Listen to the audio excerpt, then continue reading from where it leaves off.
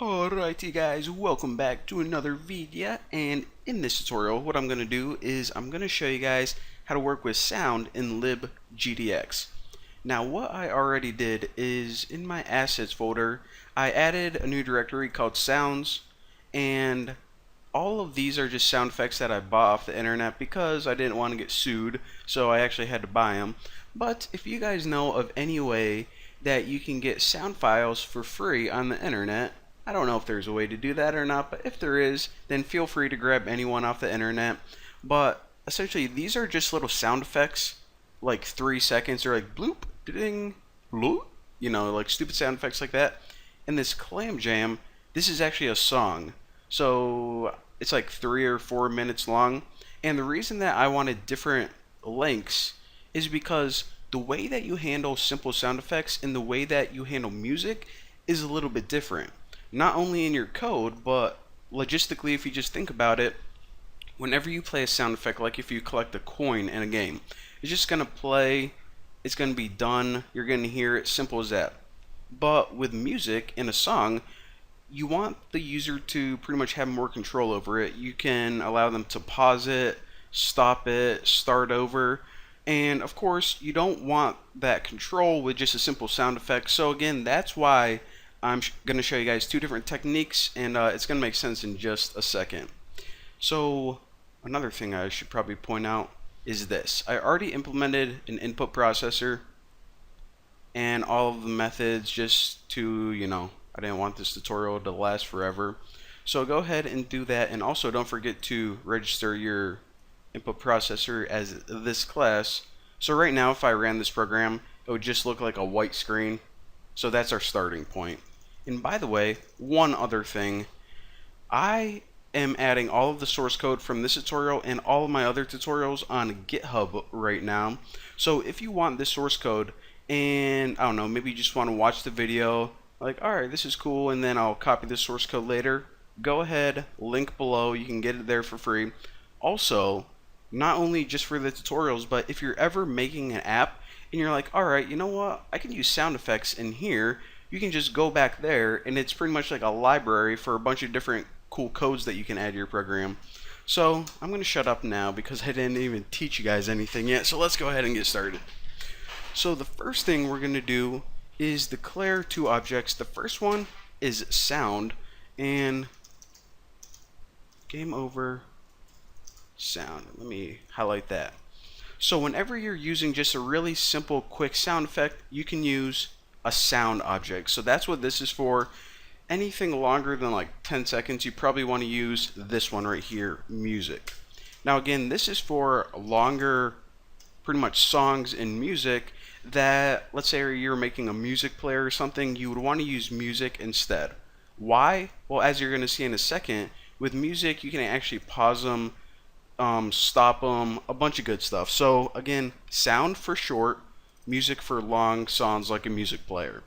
So once that is taken care of, what I need to do is just initialize them. So game over sound, and this is pretty much just saying where is the sound file. So audio new sound, and mine is at files.internal, and I put mine in a directory, remember, called sounds, and this was actually death2. I did not make that name up, someone actually named it death2, and it does kind of sound like I don't know, like the user is dying or their game's over. So there you go. Now for the Clam Jam, which is my song, I'm going to go ahead and set this equal to gdx.audio. Now remember, whenever you actually have a music object, you need to call new music. So if I just copy that, you guys probably won't notice, but new sound and new music are two different methods to initialize your sound files differently. So gdx files dot, and this is all the same, internal, and my file was located in sounds. What was the name of that? I believe it was clamjam.wave. Hopefully. If not, we'll find out pretty soon, eh? Alright. Now another thing I want to point out is these sound files, both of them are disposable. So make sure that you dispose of these, especially, or else they're going to eat up all of your memory. So game over sound dispose, and clam jam, dispose. Look at that, filled it in for me. Now what I'm going to do in this program is I'm just going to say whenever I tap down on the screen, I want this sound effect to start playing. So of course, you would want to play this whenever they either like their character like hit a block or collected a coin, or for a music player you would want some buttons on here. But for now, since we just have a white screen, I can just put my finger on it and it'll start playing. So that is of course touchdown whenever I touch down on the screen. And let's do the simple game over. So this game over sound effect is that really quick one, and at first I'll just show you guys this to play it as normal. Now I'm not going to record my screen because A, I'm lazy, and B, if I showed you guys a demo it's just going to be a white screen. You guys can't see my finger on the screen recorder. So let me just run this and hold on, got my cords all tangled up, and I'll show you guys what it does. Alright guys, so I had a typo. I actually put sound instead of sounds. So my program crashed, but it is running now. Now let me go ahead and tap my screen and listen. So that's, you can see actually right here whenever I'm tapping in my little locket. And now let me tap it real quick. So first of all, that's the most annoying sound ever, but that is my game sound file, and let me set my phone down here. So another thing I want to show you guys is this. See, whenever we just played the sound, we just called a method called play. It ran, played the sound fine. But what this method actually does is, in addition to just playing the sound, it also returns an ID number. And we can store this value, and we'll just store it in a long variable called like sound ID. Now, why would we ever want an ID number essentially to reference this sound? Well, with this ID number, what we can do is add some cool sound effects. And say that you're making this game and you had a bunch of different sound effects for your game. Maybe you had a sound where they collected coins, maybe you had one where they busted a block, and you had this one that played whenever it was the game over. But you notice that this sound was kind of loud, so what you want to do is go in here and somehow you got to figure out how to edit a sound file and turn down the volume. Or with a sound ID, you can actually do this all through Android. So if you reference game over sound and call something like set, as you can see there's a bunch of different stuff that you can do. So we'll just say set volume for now, and then you throw in your ID right there. The volume is actually a value 0 to 1.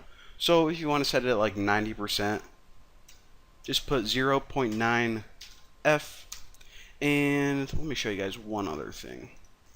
And just so you know, being able to differentiate between 90 and 100% is probably a little bit difficult, so I'll show you guys one that will be easy to hear. Set pitch, and this is actually a value 0 to 2. 1 is the default pitch that you heard just like a minute ago. So I'm just gonna go ahead and slow this down to like 50%. So if my pitch was at 50% talking, I would talk like this. So that's what pitch is. Pretty much the speed and, well, the pitch of it. So that's it. Now let me go ahead and play this little demo. Alright, so I got my phone. So you guys probably can't hear the volume being at 90%, but you can definitely hear the pitch. Alright, beautiful sounding sound effect. So now what I want to show you guys how to do is work. Actually, let me just go ahead and take all of these out. And again, I'm going to include these whenever I post the source code on GitHub. So, yeah, alright. So another thing I want to do is show you guys how to use that streaming music. Now, of course, just to play it, it's pretty simple. You call the music file, and remember, this is my long music file. It's like 4 minutes long. Now, of course, I don't want to touch down. It plays for 4 minutes, and I have zero way of stopping it. So just for this example, I'm going to say whenever my finger is down on the screen, it's going to play. However, whenever I lift it up, then I'm going to pause it. So I'm going to call Clam Jam, which is the song, pause. Now, of course, you would never add the functionality to actual music player. You don't want their finger to constantly be on the screen to play the song. But let me go ahead and show you guys. And by the way, well, I'll tell you guys in a sec. Alright, so I'm about to tap my finger on the screen. And now lifting it off. Alright, so as you can see, whenever I lifted it off, then it pretty much stops it or pauses it right there. I'm going to press my finger down again. Lift it off. And that's another thing. See, this right here is the pause method. And what this does is wherever you paused it at, whenever I lift up my finger, it pretty much keeps an indicator of where it's at. Now, I can also call stop. And what this does is it actually stops it, and if I put my finger down again, it would start right at the beginning. So that's the difference from pause. It keeps your place. Stop would start right at the beginning. And I kind of like this song. I got it off well, I don't know even know what the website's called, but check it out.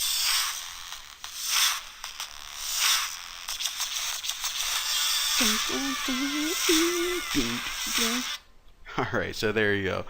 And alright, have to like adjust everything since I'm like grabbing my phone and then like trying to teach this and keep my screen recorder. It's a mess. So I'm gonna go ahead and probably go to McDonald's. They got them chicken selects now. Shout out to my selects. Alright, so yeah, there you go. Again, all this code is going to be on GitHub. So thank you guys for watching. Don't forget to subscribe, and well, see you guys later.